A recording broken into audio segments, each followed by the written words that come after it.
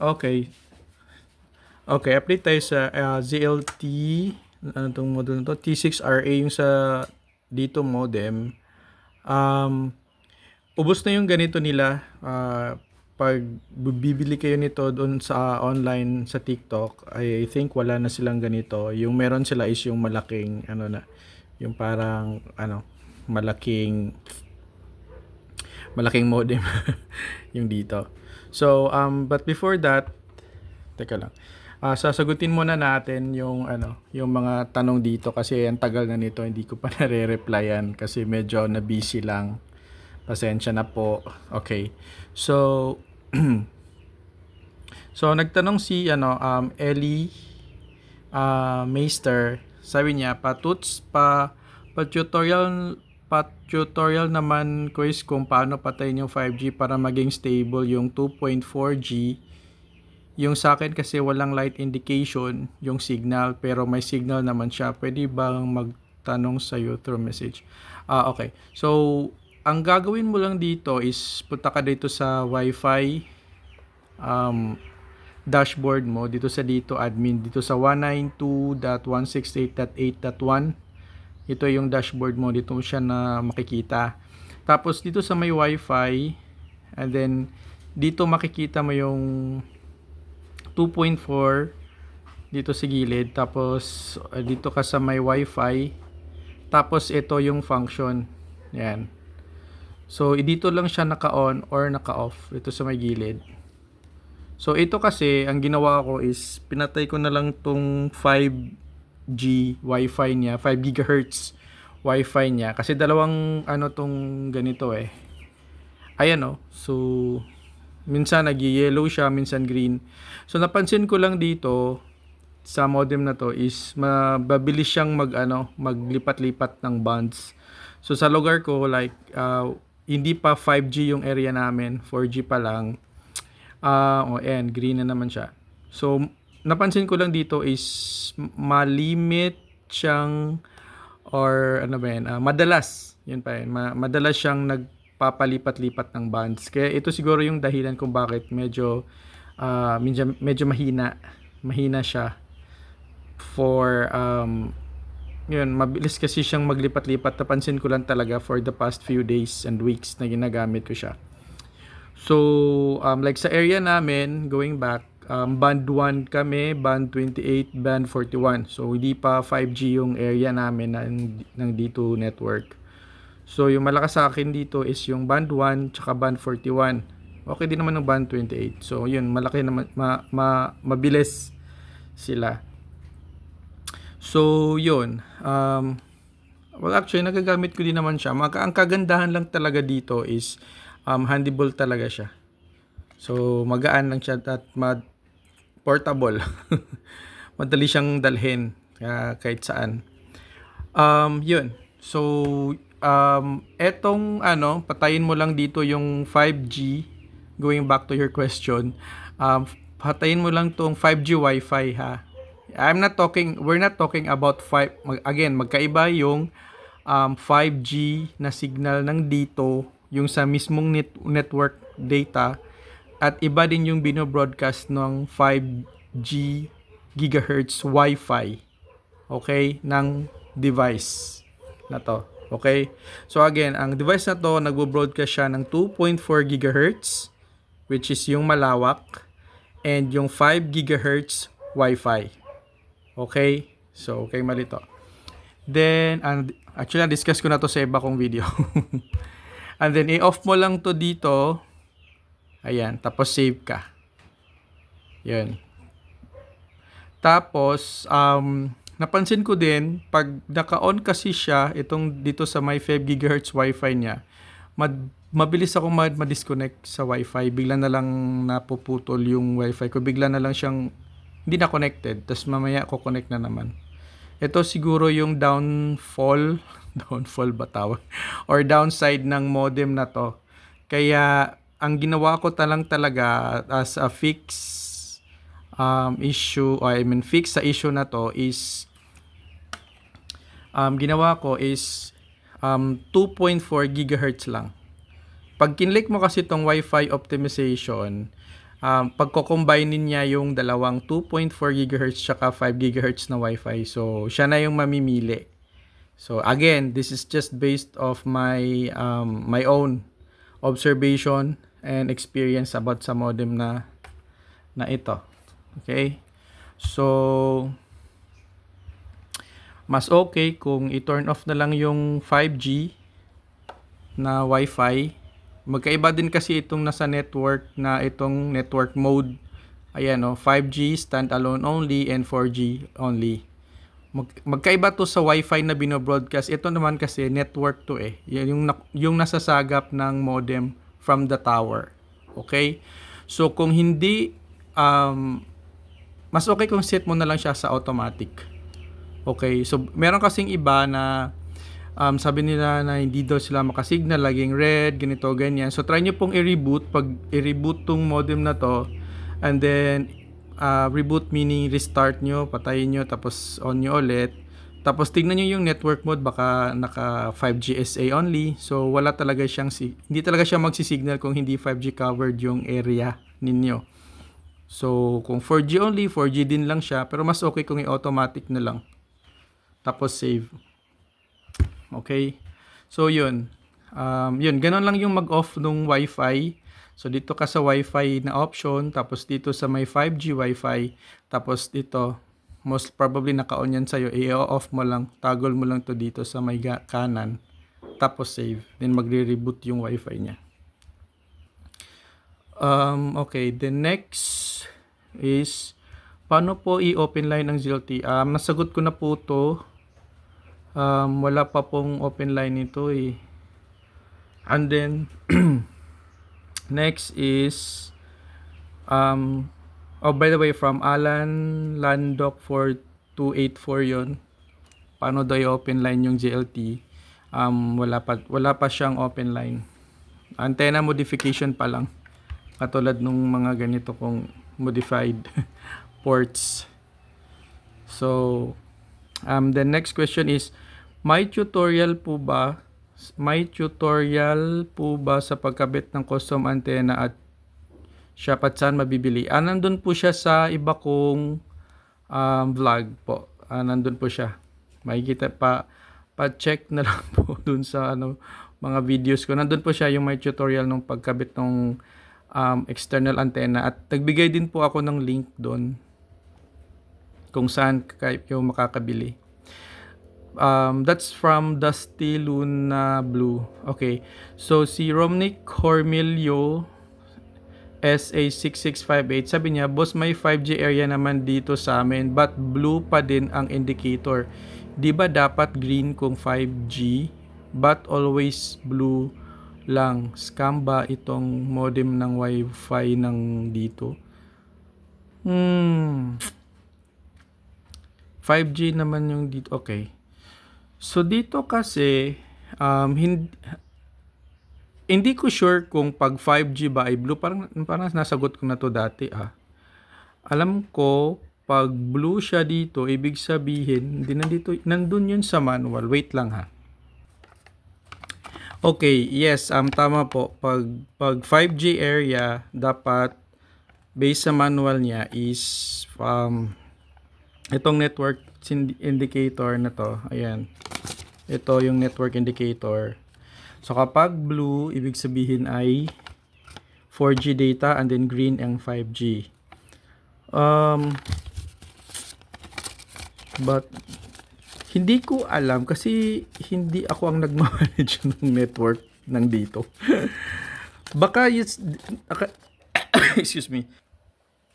Kasi talaga depende talaga 'yan sa area. Minsan may mga 5G talaga na wala silang connection. Ayan, malakas yung 5G connection nila. Meron namang iba hindi. So far nakadepende lang talaga ito kung saan yung area ninyo. Kung sa tingin mo naman 5G, try mong humanap ng ibang modem na 5G. Tapos kung meron kang mahiraman, or ilagay mo yung SIM card mo ng Wi-Fi Pro sa cellphone na 5G capable. So, try mo kung nakakasagap pa talaga siya or kung mas malakas siya. So, kapag pag nakaka-send and receive ka naman or malakas naman yung data mo or internet mo gamit yung cellphone, siguro may problema sa device. Okay? So, pwede nyo siguro yung i-return kung sakop pa yan ng 7 days replacement nila. So, from AJ Kotamora, salamat boss, di ko naranasan ma-disconnect ulit. Salamat boss, subs mo na rin ako. Thank you po. Ano ba yung pinagsasabi ko sa vlog na to? Yung frequent Wi-Fi disconnection. Oo nga. So, ito yun yung sabi ko na i-off na lang yung 5 GHz Wi-Fi din. Sabi naman ni Jennifer Dolores, Sir, bakit sa'yo green yung signal indicator? Sa akin yellow lang. Pag ba green, sobrang lakas. Signal indicator. Dito, ito.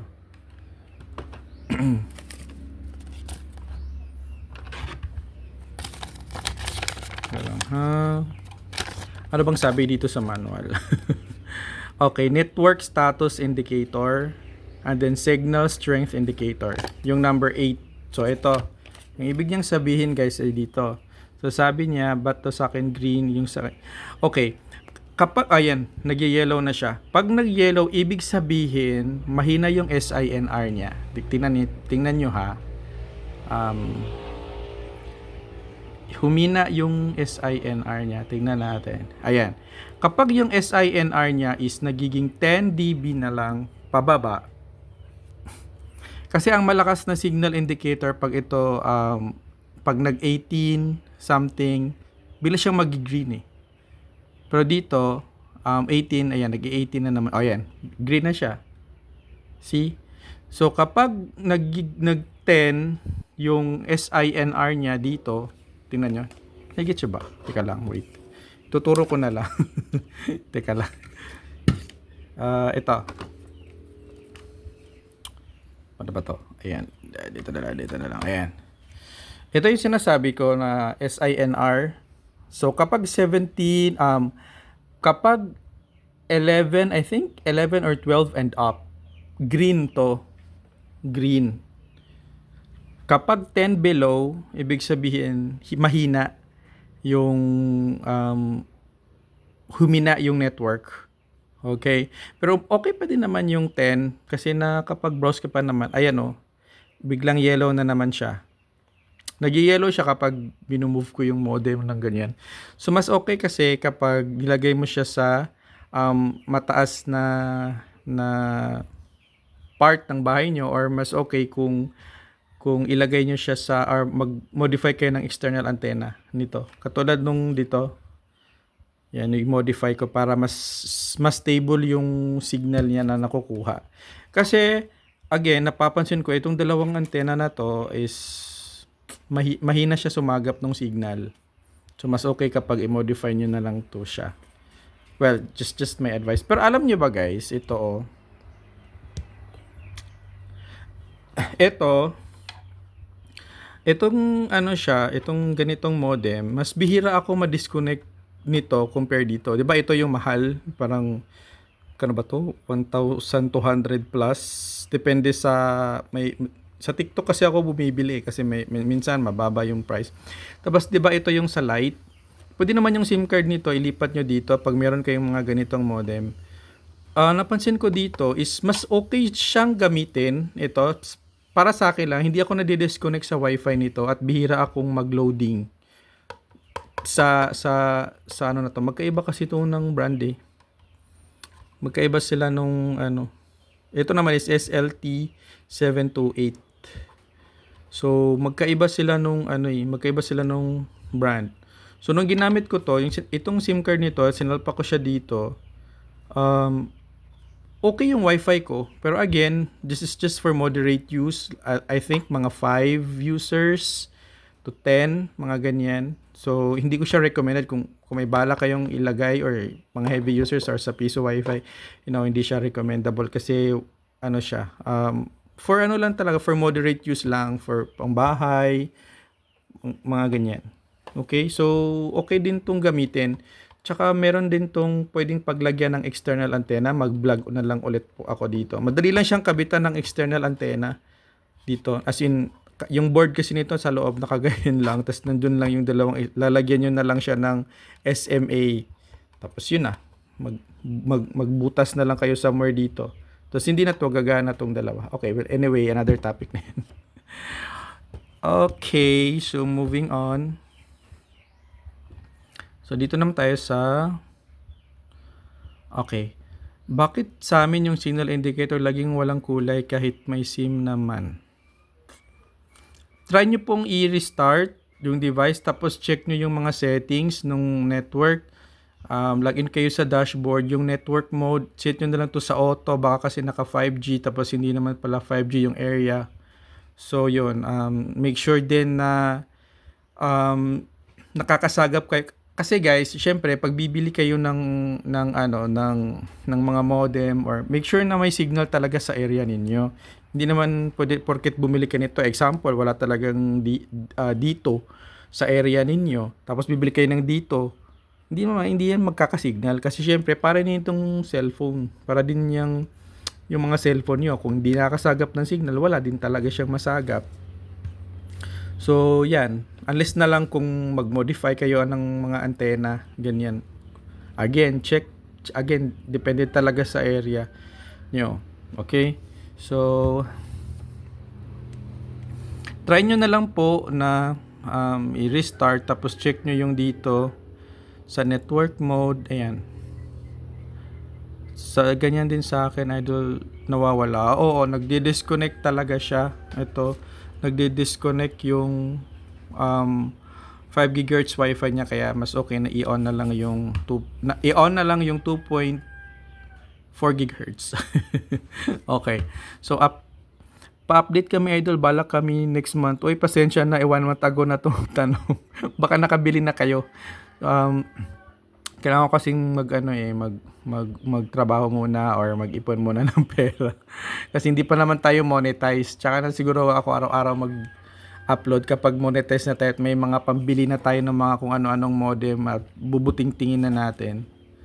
Tapos merong sumagot dito, thank you kay Gigamenta. So ito na yung definite answer niyan para di kayo maghanap. Okay, so sa network, APN, primary APN, PDP type, IPv4. Yung sa video na to, sinabi ko kasi na i-off nyo yung 2.4 GHz.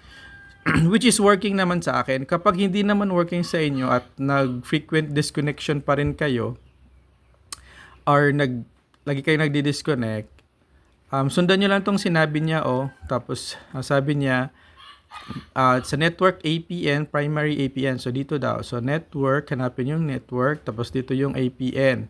And then primary APN, ito na yon. Again, dito sa my network, tapos sa my APN, and then primary APN. Click na yan. Tapos sabi niya, sundan lang natin, PDP type is IPv4. So nakalagay dito PDP type, ayan. By default kasi parang IPv4, IPv6 siya. So ilagay nyo na lang siya sa IPv4. Alam nyo, napansin ko din to sa mga Huawei modems din, ibang mga modem. IPv4 din lang naman yung yung working naman na walang issue. Tapos save nyo na. Sabay yun. Save. Okay. So yun, kung hindi pa mag-okay, pero feeling ko magiging okay na yan. Tapos pagka-save nyo, magre-restart yan. Tapos hintayin nyo na lang. Excuse me. Medyo matagal. Ayan, bumalik na siya. Ayan, so may signal na ulit. So don't worry yung may yellow, guys. Makakapag-internet pa rin naman. Pero mahina lang yung SINR nyo. So lipat-lipat yun na lang siya ng lugar. Then, ayan, green na ulit. Thank you po sa comment, Gigamenta. So thanks for sharing, boss. Okay. Tapos, pwede ba ilagay yung mobile SIM sa dito? Sabi ni Christian Matuto. Yes, pwede. Pwede. Ang kaganda ng Wi-Fi Pro, talagang siya na pwede niya siyang ilagay kahit saang modem. Pwede sa cellphone, tsaka sa ibang modem. Pwede po ba yan i-open line? Hindi pa po pwede. Sir, sana mapansin, ayaw mag-connect, enter ko ng password. Incorrect daw. Tama naman nakasulat. Tama naman nakasulat sa likod. Sir, sana napansin ayaw mag-connect intercom. Tama naman. Okay. Tama naman nakasulat. Alam nyo, ang dami ko ng ganito. Tingnan nyo ha. Yan o. Teka, wait. Papakita ko lang sa inyo. Ayan, 2, 3, 4,